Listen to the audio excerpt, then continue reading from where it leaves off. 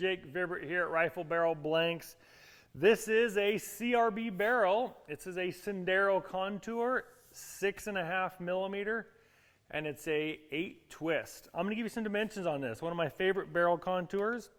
The weight on it is 4 pounds, 13 ounces. And some dimensions on it. On the breech end, we have 1.250. And on the muzzle end, right out on the very end, is 830, 0.830. And then we have a length on this particular barrel blank.